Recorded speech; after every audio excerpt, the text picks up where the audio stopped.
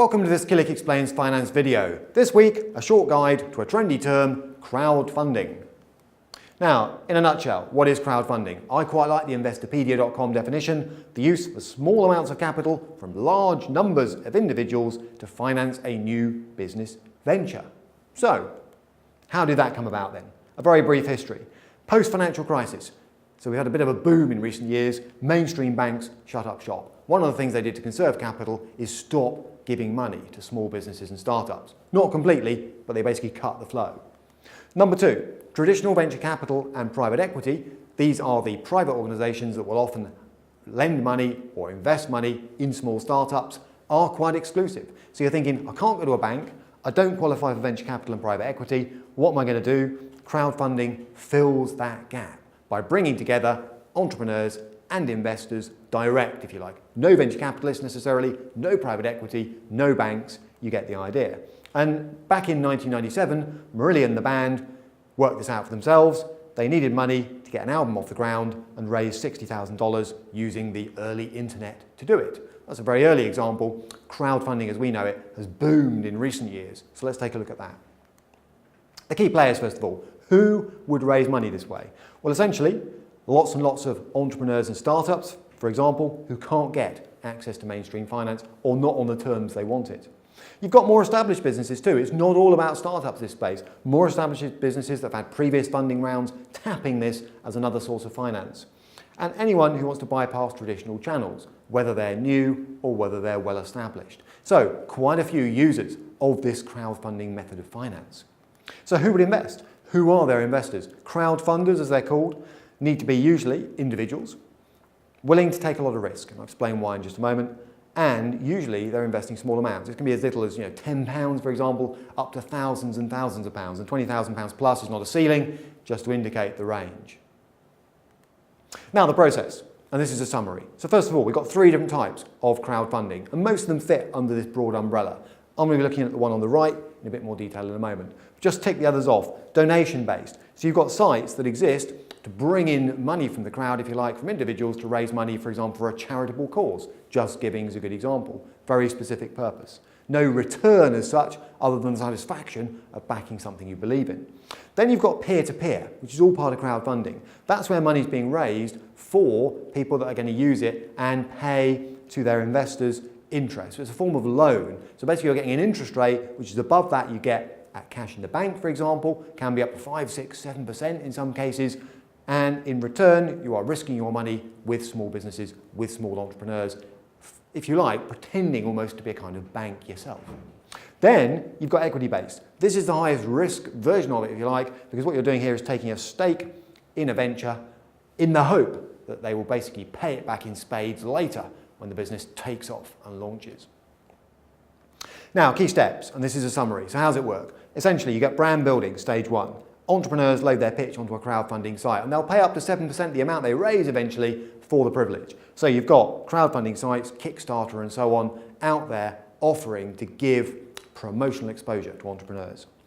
Time and money targets are set. So you've probably seen this. Basically, they say we need to raise a certain amount by a certain date, and there'll be some way of measuring where they're getting to against that target. So prospective investors can pick a project and pledge how much you want to invest. As I say, £10, £20,000, the amount can vary. And then basically, you hit your target amount, investors hope the company will go away, deliver on its promises, and they'll make a fortune when it's eventually bought and the money's returned to them, let's say. Sounds great, but be careful. Getting it right. Brewdog, definitely an example so far, the past is no guide to the future, of getting it right. But be careful, for every Brewdog, there's a company that's got it wrong. Now, why do they get it right? Key factors. Strong product and brand. World's strongest beer and all that. All right, a loyal investor base, established way back in 2009, and now we're in 2017. Specific investment targets with staged investment plans at each stage. A very clear growth path, fastest growing Scottish company in 2012. All right, and as a result, they've been able to pull off some massive equity crowdfunding raises, and quite a lot of that money has gone into tangible, identifiable assets that people understand, brewing and so on. And on top of that, they've done something unusual, which is to create a secondary market for investors through asset match. Some way you can get out before, let's say, Brewdog is sold to a much bigger brewing concern. So, sounds great. You think, why wouldn't I want to do that? Well, be careful. Getting it wrong. This is risky. Crowdfunding is not low risk. First of all, around half of startups, according to most sources, fail, and they fail quite quickly. Secondly, crowdfunding is often the last resort for the people tapping you for money. They can't get a bank to get involved. They can't go to VC. They can't go to private equity. So be careful. Do you know more about them than those lenders who are not prepared to lend them money? So be very, very careful. You've got to do your own due diligence, if you like. And there's no financial services compensation scheme. If this all goes wrong, you could just lose all your money. You can't apply to the FCA to get some of it back. Finally, liquidity is usually poor. If you put money, equity-based in particular, into one of these things, you are committing capital for what could be years and years, possibly even decades, with no guarantee of when it will come back and how much will come back. So, with that in mind, just watch out. There have been as many failures as successes, if you like. Here are just 3 of them. Zano, in a very trendy space, drones, went bust, or having spent over 2 million of investors' money trying to get these things to market and launched.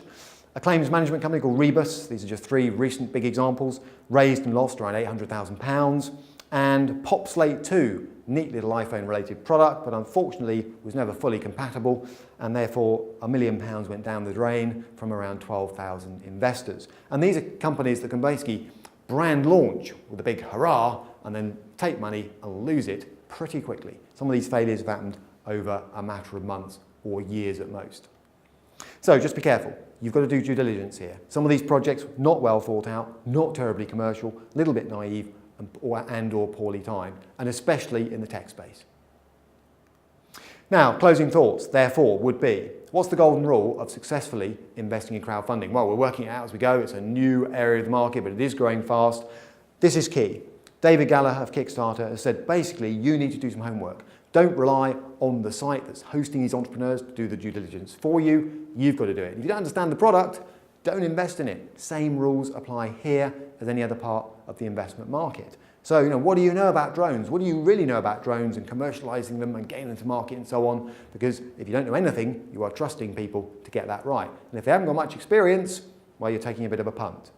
In fairness, some of the entrepreneurs working through these sites do have a lot of experience. It can be up to 10, 20 years in some of the case of tech stocks. So, make sure you know what you're backing, and then only invest long-term, knowing you could lose the lot.